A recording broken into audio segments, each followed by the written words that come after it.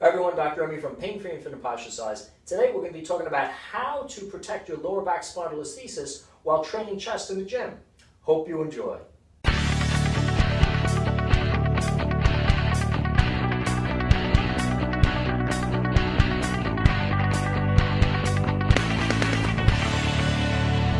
So as we've explained in multiple videos here on the channel, lower back spondylolisthesis is often aggravated by an increased arching of the lower back.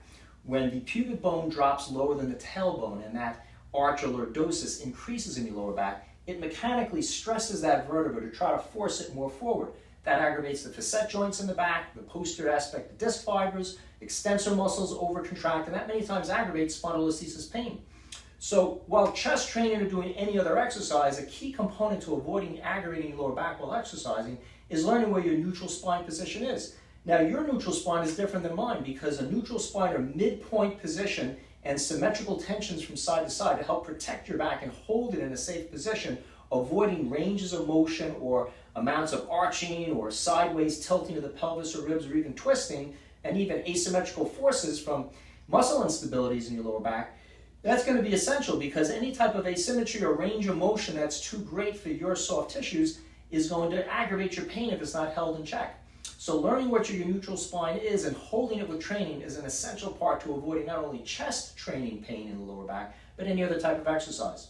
Not sure what your neutral spine is? Check out our fast track program on spondylolisthesis. We have a whole program that describes how to engage your neutral spine, how to figure it out based on analysis for you. You can also begin that process by checking out some of our elementary videos and information on the Posture Size or painfreeandfit.com website, taking a free body analysis there and learning some of your tendencies and how to avoid them.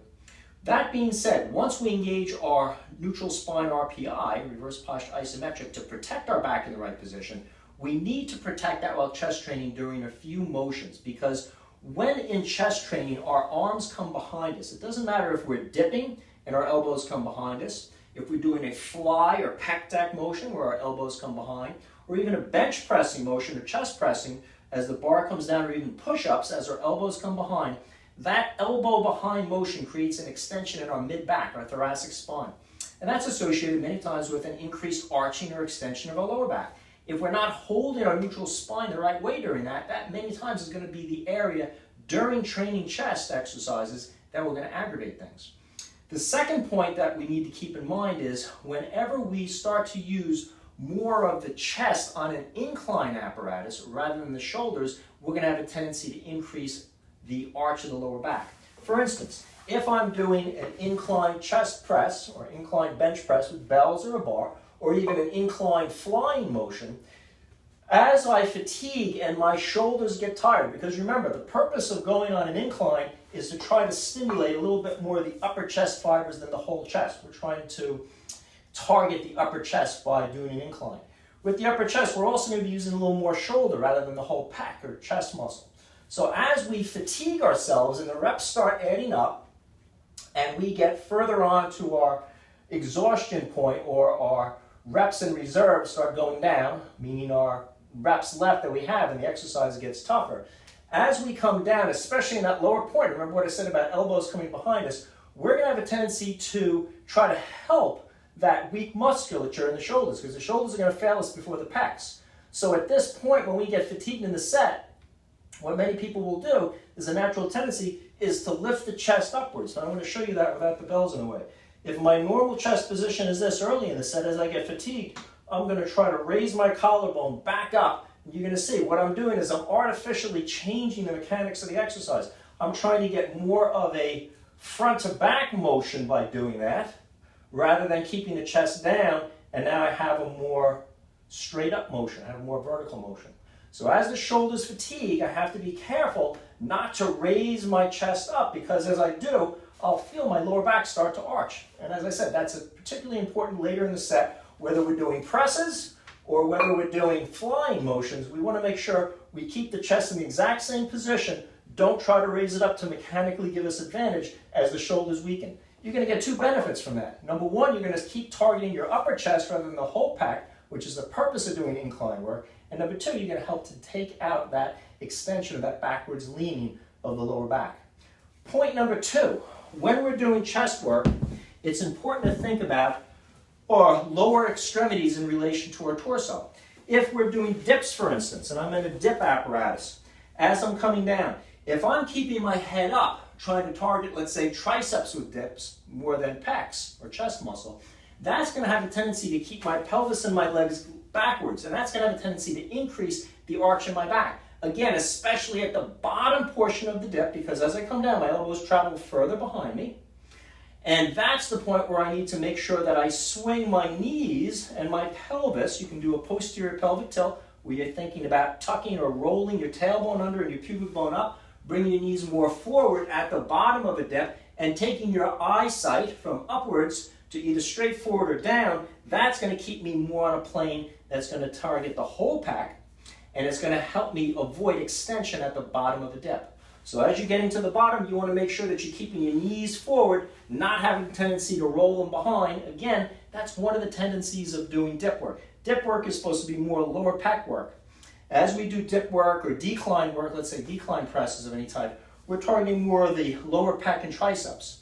To cheat, because our body starts getting fatigued, we're going to try to mechanically change those things so we use the whole pec instead. Unfortunately, when we do that, what's going to happen is many times we're going to have an overarching of the lower back if we don't keep the lower part of our body more forward to create less of an arch. As the legs go back, you're going to feel there's more of an arch in the lower back. As your knees come forward, there's going to be less of an arch in the lower back. You want to maintain that, especially in the bottom half of the exercise. Flat work, whether we're bench pressing, whether we're doing flies, whether we're even doing something like a pullover. If I am benching or flying in a flat position and my legs are up on top of the bench, there's a lot less tendency in the bottom for me to arch my lower back. If my legs are flat on the ground, as the resistance gets high and I'm getting towards the back portion of my set where things are getting difficult, to give myself more mechanical advantage and my pecs and my shoulders get fatigued, I'm going to try to elevate my hips, whether I'm doing a floor press, whether I'm doing a bench press. As my hips come up off the bench, that gives me more of an advantage where I'm going to be using more of my lower pec. My shoulders are getting weak. I'm trying to get as much mechanical advantage as I can. Most people can decline press a lot more than flat press. That's because it's a better mechanical position for most people. Unfortunately, when it comes to spondylolisthesis, at the bottom portion of a heavy set, if we're not controlling our lower back, we're going to have a tendency to lift that pelvis up or even arch the lower back to get more of a mechanical advantage. This is the opposite of incline work. Here I'm going to be tilting back to use my lower pec. So in this position, I need to keep my tail under or a flat back, or I have the option of bringing my feet up on the pedestals or on the top of a flat bench. That will assist me in avoiding arching my lower back as I get to the bottom position. Again, that is the same scenario whether I'm doing flies or pressing motions. If I'm doing, let's say, a dumbbell pullover, okay, whether I'm using a grip like this or a classic grip, the further I go back, the more I'm going to try to arch my lower back. Again, my elbows are coming up, my lat muscles are pulling from my shoulder to my lower back, and as those lat muscles pull, because they attach from the shoulder to the lower back, they want to increase the arch of my back. So again here, if my feet are down doing pullovers, I'm going to have more of a tendency to arch the back and aggravate my lower back spondylolisthesis pain, versus if my feet are up on pedestals or all the way up, I will be a lot more likely to maintain a safe neutral spine position with my pullover motion and avoid aggravating lower back pain. If you like this video on chest training and spondylolisthesis in the lower back, feel free to subscribe to our channel. We've got a lot of great videos out there to help you get back in shape without aggravating your spondylolisthesis pain. If you're looking for a great program to learn what your unique mechanics are, what your stability issues are, how to target your unique body, how to hold it the right way, what exercises are good for you as an individual with spondylolisthesis versus someone else with spondylolisthesis, check out our Fast Track Spondylo program at painfreeandfit.com. It has all the body analysis, all stability exercises, coordination, flexibility, balance, how to integrate all this into a self-rehab program, and how to get back into the gym, fitness, and even sports with decreasing the chances of hurting yourself.